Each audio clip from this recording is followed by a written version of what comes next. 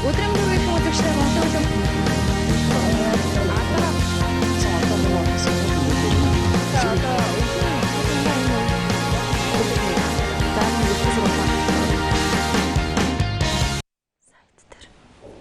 Яриага. Орон төргийн үзэгчтэй MC телевизийн 2 дугаар студиэс үзэгч та бүхэндээ спортын зочны ярилцах цаг шууд хүрч байна. За бид өнөөдөр Монголын жижигчүү бүхийн холбооны ерөнхий нарийн бичгийн дарга за олон улсын хэмжээний масар бол эрднийг урьж оролцууллаа. За тэрээр саяхан грек улсад болсон жижигчүү бүхийн зуны сургалт болон томоохон арга хэмжээнд оролцоод ирсэн юм. За орой минь төргий. За орой минь төргийн нийт үзэгчтэй бас энэ орой мэндийг хүргье. За тэгэхээр сая жижигчүү бүхийн холбоогоо төлөөлөө за тамирчтай төлөөлөөд одоо нэлээд 70-аас сайхан томоохон арга хэмжээнд оролцоод ирлээ. Тэгээд энэ талаар бас явсан сониноосоо дуулгаач. За грек улсад болсон олон улсын одоо ээлжилт хурал за тэгээд мөн зуны одоо сургалт хэм 7 хоногийн юм сургалт зохион байгуулагдаж улс орны гишүүн орнуудын одоо 100 гаруй төлөөлөгчид цугласан юм том арга хэмжээ боллоо. За түүнд одоо Монголын төлөж оролцож яваад нэлээд амжилттай оролцоод ирлээ. Бас нэлээд тусварлаа нэлээд олон асуудал шийдэгдэж бас дэлхийн аваргуудын тов муу өөрчлөгдөж бас тиймэрхүү олон тийм талт арга хэмжээнд нэлээд боллоо. Мөн одоо үүний хажуугаар зуны сургалтууд гэдэг одоо улс орон бүрээс ирсэн тамирчид дасгалжуулагч нар өдөрт одоо өглөө бэлтгэл өдөр хурал семинар нь оройн ингээд бас бэлтгэл иймэрхүү 7 хоногийн нэлээд давчуу шахсан сургалт семинар хурлууд болоод амжилттай яваад ирлээ. За тэгэхээр яг одоо сая грек улсад болсон бас тухайн сургалт болон хурал тэгээд мэдээ зуны сургалт гэж байгаараа онцлогтой тэгээд хэдэн орны бас тамирчид болон шүүгч дасгалжуулагчид хамрагдав мэдээж яг энэ төрлөөр бас нэлээд олон зүйлийг сурч мэдэж авсан баг. Тэгэл яг өөрийн сургалт бэлтгэл сургалт гэдэг манай тамирчин хүн ингээд яг хийж байгаа улсууд дасгалжуулагчтай хувьд бол маш том зүйл гэдэг л да хамтарсан бэлтгэл маш том боломж ээж идэг. Яг энэ 100 гаруй төлөөлөгч ирсэн. За тэгээд яг тамирчид гэх юм бол Европын тамирч нэлээд амгааж яг тухайг бэлтгэл сургалтанд орох гэж нэлээд тамирчид түүхэд залуучууд аягүй их орсон байсан. За тэгээд би өөрөө бас нэг өдрийн одоо нэг цагийн бэлтгэл сургалтыг бас зохион байгуулж яг Монгол техникийн талаар юм хичээл сургалтыг бас зохион байгуулсан. За тэгээд мөн бус орны тамирч за тэгээд ялангуяа 3 төрлөөр болсон одоо Неоза систем, за файтик систем, диос систем гэдэг яг жижигцгийн 3 өөр төрлийн урсгал системүүд байдаг. Яг энэ 3 спортын төрлөөр сургалтын манууд нь ингэж эйстрал явагдаж ингэж бас нэлээд одоо бус орнуудын хувьд нэлээд жижигцүү хөгжиж байгаа орнуудын хувьд бол нэлээд тийм бас ашиг тусаа өгсөн юм сургалтын маань. Мэдээж бас яг энэ одоо Монгол улсад тэр дундаа одоо Азид Монгол улсад жижигцүү бүхий спорт нь ийм төвшөнд хөгжиж байна. За эдгээр хүмүүс одоо энэ спортыг хөгжүүлэхийн төлөө зүтгэж байна гэдгийг бас бусад томоохон орнуудад мэдрүүлсэн юм сайхан үйл явдал болж байгаа. Гэтэ энэ арга хэмжээнд оролцсноороо. Тэгэл яг ер нь жижигцүү маань яг Азаас бусдад бол нэлээд өндөр хөгжиж байгаа л да. Аз сүүлийн жилүүд сүүлийн 5 жилд бол нэлээд бас хурдтай хөгжиж байгаа. За сая яг тэр дэлхийн холбоо нэлээд одоо Азийн орон төлхөө орсноор бас нэлээд тийм өвөрмөс сонирхолтой одоо чинь одоо жижигцүү шин тутам хөгжиж байгаа одоо Монгол байт юм энтхийг байт юм за хятад байт юм тийм ээ одоо солонгос байт юм шин тутам хөгжиж байгаа юм улс орнууд нэлээд их оролцсноор бас нэлээд сонирхолтой Европууд тэр одоо Америк тийм одоо төлөөлөгчд нэлээд анхаарал татчихсан Азад бол нэлээд төлөв хөгжиж байна. Ялангуяа одоо Арабын Эмират Азийн жижигцүү холбоо одоо үйл ажиллагаа нэлээд эрчимжиж эхэлсэн. За дөрвөн одоо том Гранд Сламыг одоо Азийн холбоонд дэлхийн холбоод хамтар зохион байгуулахар боллоо. За эхнийх нь 8 сарын 29-нд Токиод, одоо дараагийнх нь 9 сард одоо Бразилд, 10 сард одоо Америкт, Лос Анжелесд, за дараагийнх нь одоо дараа сард нь болохоор Лондонд, Английн одоо Лондон хотод дөрвөн том одоо мөнгөний шагналын өндөр мөнгөний шагналтай юм том дөрвөн тэмцээн болон за эндээс мөн одоо дөрвөн тэмцээнээр ранглаад эхний байруудад нь мөн одоо том шагналууд хамлсан. Ийм том арга хэмжээ зохион байгуулагдахаар бас явуулаар шийдвэрлэгдээ одоо зарим орны явагдаж эхэлсэн. Мэдээж одоо ийм томоохон дөрвөн том өрсөлдөө энэ онд болох нь шагналын сан өндөр. За тэр утгаараа бас тамирчдыг илүү хурцлж бэлтгэл сургалт эрчимтэй хийх. За энэ тэмцээнд ороо би төрүүлэх юм шиг Монгол улсынхаа за цаашлаад бас төв дэлхийд нэрээ гаргаж өөрийнхөө одоо ур чадвар бэрх хүчийг одоо сорхимшоо гэдэг боломжийг олох нь шүү дээ. Тэгэхээр яг энэ одоо дөрвөн томоохон тэмцээнд Монголын жижигцүү бүхэн холбооноос за тэгээд тамирчдаас хэрхэн анхаарал хандуулж оролцох вэ? За энэ томд 8 сарын 29-нд Японы болох тэмцээнд нэлээд анхаарал хандуулж байгаа манайхан.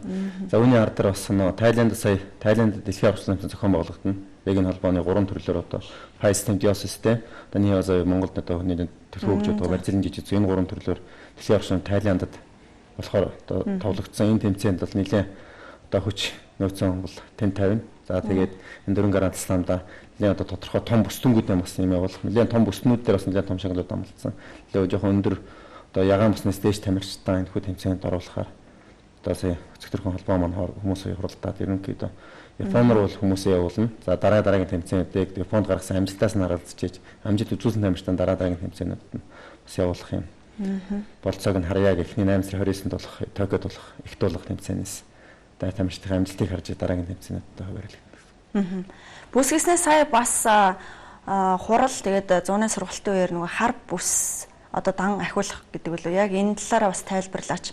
За яавал одоо хар бүс ядгийн дангаа ахиулдаг юм бол живжүүлсэн бүхэн тамирчид. Ер нь хаз тулааны төрөд бүсний шалгуур гэдэг нь одоо доктор магистр гэдэг яг ийм зэрэглэлтэй зүйлтэй яг одоо манай Монгол оронд бол одоо энэ нодны госоос жуудаар нэлээд хэрэгжих гэж анхуул ер нь бүсний юу бол одоо хэн яаж өгдөг нь мэддэхгүй яадаг нь мэддэхгүй даан ямар байдаг ч мэддэхгүй юм байлаа шүү дээ хэсэг. За жижигцүү үйл яг энэ бүсний тал дээр бүсний сургалт гэдэг тал дээр бол нэлээд одоо өндөр тавигддаг дэлхийд. За цагаан бусыг ямар хүн зөөх үү? Хөхийг одоо хэдэн жил хичээлсэн, ямар боловсрол эзэмсэн хүн зөөх үү? Ягаан бусыг мөн одоо хэдэн жил зөөх үү? Жишээ нь бүс хоорондоо одоо 3 жилийн зайтай, 2 жилийн зайтай, хамгийн урданд 2 жилийн зайтай байх жишээтэй ч гэдэг юм. Одоо ягаан бус авсан хүн одоо сургагч багш хүүхдүүд дээр хичээл хийл гэж болно. Гэсэн одоо яг олон улсынхан дөрмөндөө ягаан бус авсан хүүхдүүд хичээлүүлж одоо багшлах сургагч багшийн өөрөختөө одоо хажуудаа зөвлөх багштай сургагч багш дагалдан багш өргөл гэсэн үг үү? Ийм хийж болох хэрэгтэй. За бор үстэй хар бүстэй усуд бол яг одоо бэлтгэл сургалтын өдөрт явуулах юм. Эрхээ авдаг. За ялангуяа хар бүстэй усуд бол улс орноо төлөөлж яг клуб дааж өөрсдөө хар бүстэн ягаан бүстэн одоо бүр бүстэн төрүүлэх юм эрхээ авч идэг. За Монгол одоо миний би одоо өнөө сая одоо Алекс Паз гэх Бразилийн 4-р даантай хүнээс хар бус авлаа. За тэгээд миний энэ бол жижигцүүгээр одоо 8 жил хөдөлмөрсөн. Одоо сурсан зүйл юм манаас үнэ гэж байгаа. Ийм одоо бүсний зэрэглэлтэй. Тэгээд одоо монголчууд маань одоо дэлхийд одоо өөрийн хар бүстэнтэй толгойлож одоо дэлхийд бүртгэгдлээ гэсэн үг л дээ. Манайх бол одоо яг Америк хар бүстэнтэй клуб Америк хар бүстэнгээр одоо толгойлуулж тэр хүн одоо Америкаас тэр хүн одоо бидэнд одоо бүсийг олгодог байсан. Тэгээд энэ удаад бол одоо монгол хүн одоо бус одоо хар буур одоо бүх зэрэглэлийн мөх хэмжээний олон улсад одоо зөвшөөрөгдлөө гэж ойлгож байна л да.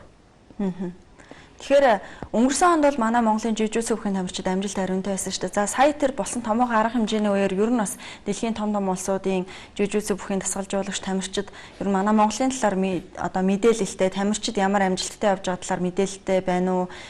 Монголын тамирчдын талаар хэрхэн үнэлж дүгнэж байх юм? Юу гэж ярьж байх юм? Ер нь Монголын тамирчдыг сүүлийн үед нэлээд одоо шатнаас нэлээд сайн гарч ирж байгаа гэж яригдж байгаа. Сая бас өнгөрсөн болсон одоо хавар болсон Абу Дабигийн про тэмцээний Версалтыг бол одоо бүгд үзсэн.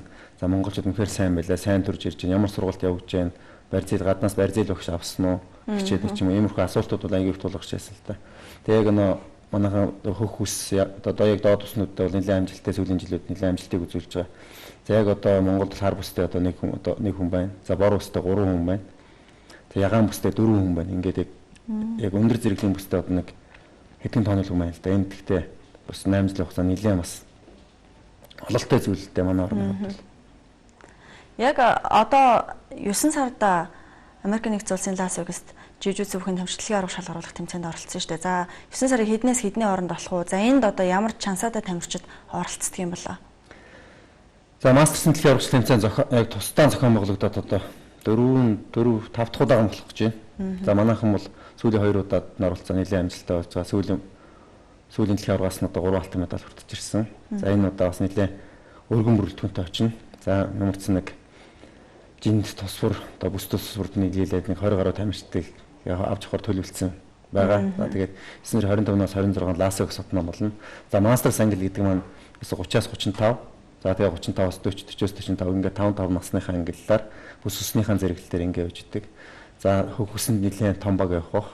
За ягаан бүсэнд бас 3-аас 4 хүн явах. За бор усанд Америкт одоо саяхан бор усаа авсан сүүлд 2 маань ирнэ гэж мэдүүлсэн байгаа. За мөн Сан Францискод мөн одоо бэлтгэл сургалтаа хийж багшийн ажлыг хажуугаар нээж байгаа.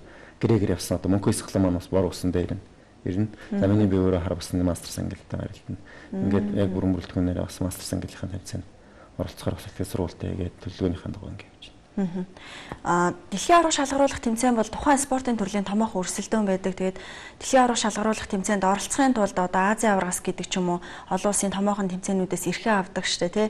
Яг мастерсын одоо жижигчүү бүхэн дэлхийн аварга шалгаруулах тэмцээнд оролцоход эрхээ авдаг юм уу? Одоо ямар улс оролцсон гэж цаанаас одоо дэлхийн холбооноос нь чансаа тогтоогоод өгчт юм лээ. Дэлхийн аварга шалгаруулах тэмцээнд юу л дээ. Нөө эрх авнад улс орон болгон орох нь нээлттэй. Нэг жинд бол хоёроос дэш тамирч оролцохгүй, нэг жинд 2 тамирч орох нь нээлттэй. Ингээд яг улсынхаа аварга шалгаруулалт тэмцээнийхаа дүнгээ тэр тухайн улс нь өөрснөө шийдвэрлэж тамирчид оролцуулах юм байна шүү дээ. Дэлхийн мастерсын дэлхийн аварга тэмцээн өнгөрсөн жилийн дэлхийн аварга тэмцээн Лос Анжелест болж исэн. Энэ жил Лас-Вегаст болох чинь. Лос Анжелест болж хаад 12 дэвжээнд 2 өдөр явагдаж исэн. За 1000 гаруй тамирчид оролцож исэн юм тэмцээн. Энэ жилээс оролцсон тоо нэлээ өсөх хандлагатай. Бас ажиглаж байна. Одоо бүртгэлийн явагдаа эхэлсэн ингээд. 12 дэвжээнэр ихээр бас нэлээд өргөн зохион байгуулалттай болдог их онно шүү дээ. Ер нь оролцохын тулд нэлээд жилээс айгүй өсч байгаа. Жижигцүү хөгжих хандлага нэлээд өндөр явж байгаа л да. За тэгээ ялангуяа Аз талаасаа сүүлийн үед айгүй анхаарал тавьж эхэлж байгаа. Одоо дөрөв том Гранд Слам бий болголоо. За дэлхийн аваргыг Аз төвд одоо авахар болж байна. Тайландд 11 сард хийхээр боллоо. За тэгээд Эсний Азийн наадмын хөтөлбөрт албасаар оруулчлаа. Мөн 18 оны Жакартын Азийн наадмын жижигцүүг албасны төрлөөр оруулчлаа. Дэлхийн тоглолтод 2017 оны дэлхийн тоглолт бол яг чансаагаараа нэг жинд эхний 6 жагсаж байгаа 6 тамирч оролцдог. Дэлхийн World Games гэж болдог штэ. Өнгөрсөн World Games Монгол зөвхөн сумагийн төрлөөр орсон, эрхээ авч орсон. Бас эрхээ авдаг юм том тоглолтод жижиг зүмэн эхний 6-аад дараа англид жагсаж ээж тэнд одоо орон тийм учраас одоо энэ Тайланд болох дэлхийн аваргын төрөл яг чансаа оноо ийм том тэмцээн учраас Монголын баг бас нэлээд тэрэнд төлөхөө тэрэндээ орно гэсэн бодолтой. Яг тэр 11 сард болох ч тэмцээн бол бүсний англи байхгүй. Зөвхөн жингийн англиар өрсөлдөг учраас нэлээд том тийм талаас өндөр тамирчтай барилт нь бас нэлээд бас туршлага суудсан. Тэгээ World Games-ийн эрхийг авчихсан 2 тамирчтай ч юм эрх авах тал дээрээс нэлээд ажил World Games-д орё гэж бодол бас нэлээд баг. 2018 онд Индонезийн Жакартад одоо дараагийн Азийн наадам болно.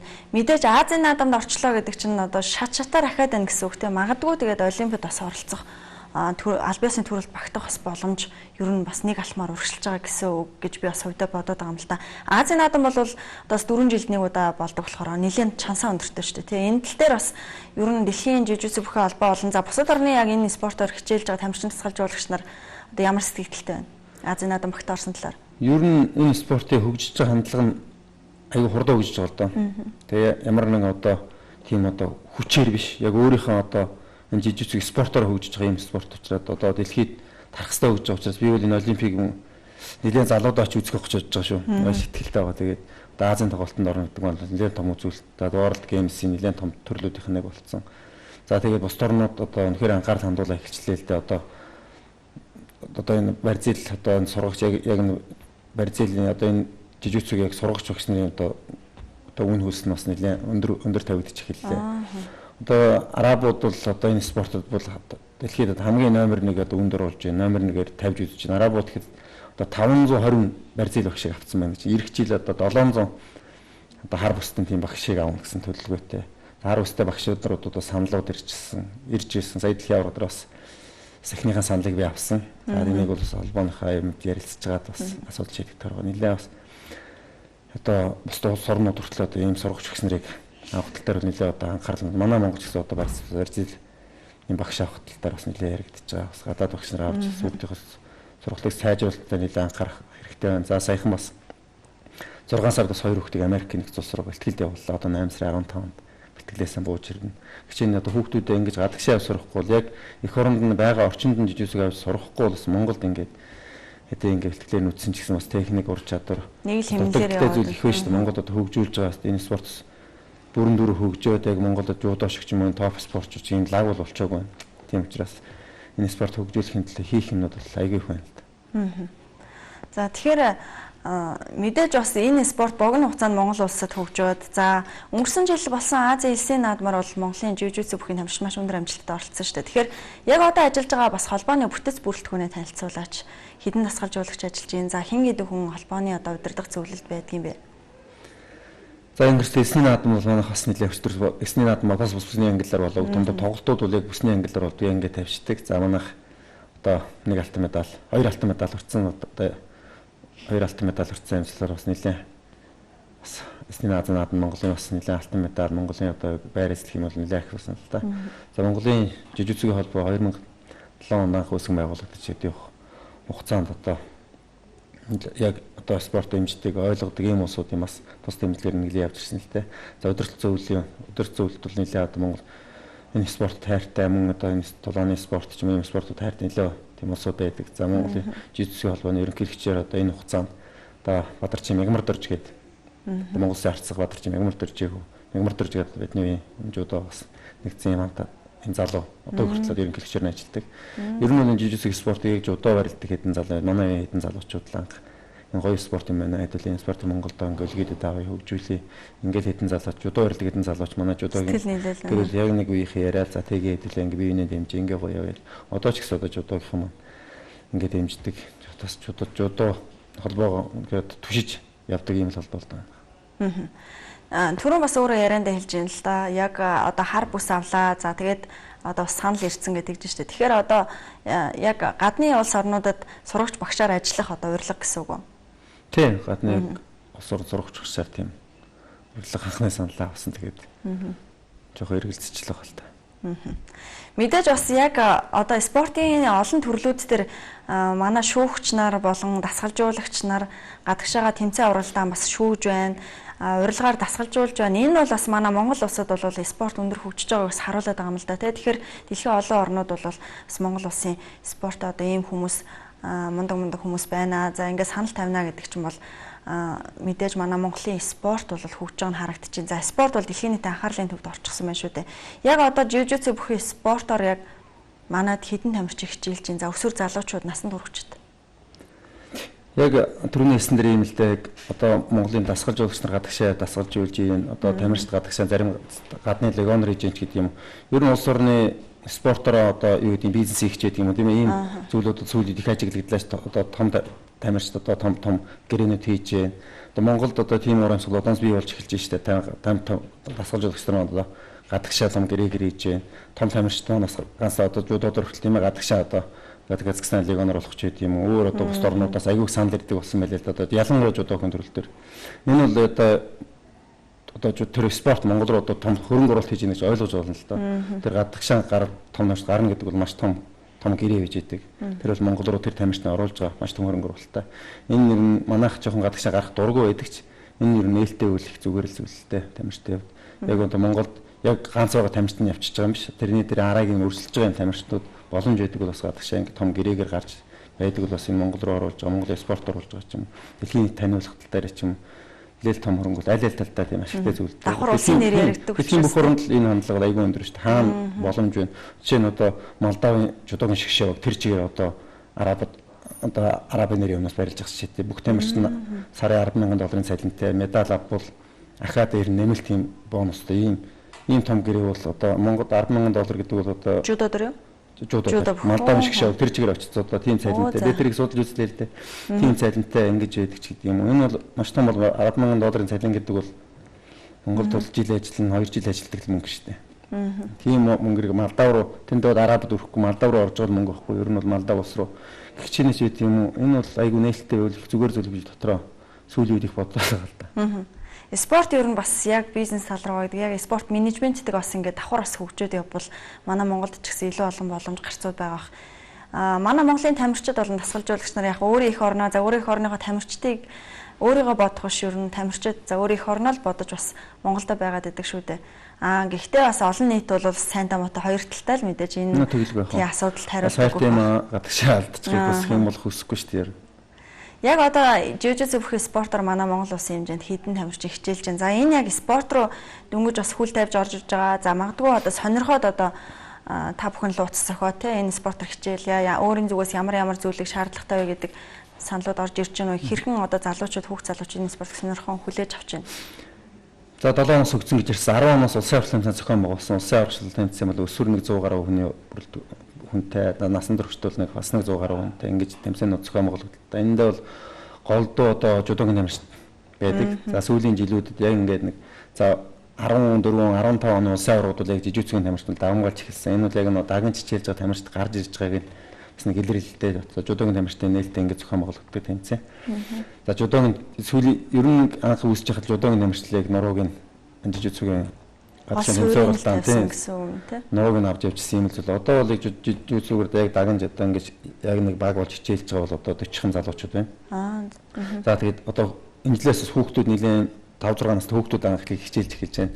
Энэээс яг ингэж юм хэрэг манай холбоос тусдаа одоо Гаруда гэдэг том жимтэй болсон. Одоо бэлтгэлийн жижигцүүгийн бэлтгэлийн өөрийн гэсэн заалтай бас Монгол спорт холбоо өөрийн гэсэн заалтай болно гэдэг бас маш хэцүү. Ялангуяа олимпийн бус төрлийнхэн бол Монголд өөрийн гэсэн заалтай байна гэдэг бас нэлээд том амжилт гэж би тусдаа хараад байгаа л да. Бас ингээд спорт хайртай сайн хүмүүсийн буйнаа бас юм сайхан заалтай болцсон одоо ингээд бэлтгэл сургалтад хүүхдүүд хичээлээ. Хүүхдүүд одоо ягаан бустай залуучууд маань хүүхдүүд аваа хичээлүүлж байна. За мөн өөрөө би үстэнд ажиллаж байна. Бус том бустай хүмүүсийн хүүхдүүдэд хичээлүүлээ. Дараа дараа шат шатныхаа тамирчдыг бэлдээд сүүлийн үе жижигцүүгээр мэрэгжил талаасаа биш хэд эрүүл мэндийн талаасаа хүмүүс аягүй хандаж эхэлж байна л да. Одоо зөвхөн ажил хийгээд ингэдэг одоо бас 20 тийм бүлэг залуучууд байна. Эрэгтэй эмэгтэй юм залуучууд нэг ээлжээр ингэж ирээл бэлтгэл сургалтыг ингээд. Тэгэхээр хөгжиж байгаа нэг тал нь ерөөсөө энэ л дээ эрүүл мэндийн талаасаа хөгждөг. Энэ спорт нөрөө ингээд жижигцүү хал тулаан ингээд файтинг ингээд хүмүүсийн чих нанх сонсогддог хэрнээ. Яг тийм бэлтгэл дээр маш тийм эрсдэл багтай юм спорт. Дандаа өнө хөвтөд ингэж барилдаанд явагддаг учраас очиж боодог спорт өөрөө. Тэгээд хөвтөд ингэ явагддаг учраас зүгээр хөвтөд очиж явбал ингэ зохиол өгч нь. Тийм ямар шийдэлтэй ямархуу тийм дэнжер тийм аюултай зүйлүүд байхгүй учраас энэ спорт өөрөө эрүүл мэндийн талаасаа хүний бие галбирыг зөв хөгжүүлнэ.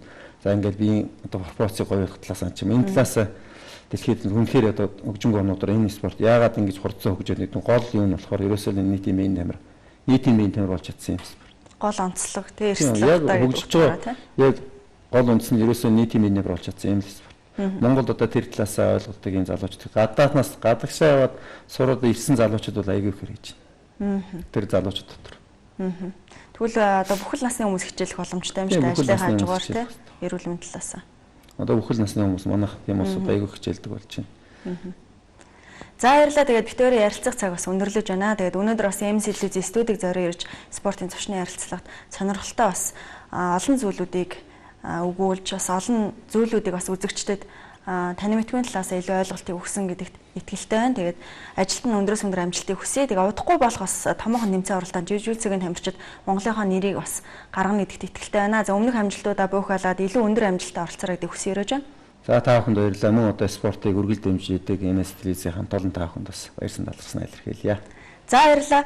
Үзэгчдээ өнөөдөр бид спортын зочны ярилцах цагаараа Монголын жижигцэг бүх холбооны ерхий нарийн бичгийн дарга олон улсын хэмжээний масар Оцронгийн бол эрднийг урьж оролцууллаа. Үзэгчдээ авахын сайн сайхныг хүсье өрөөё.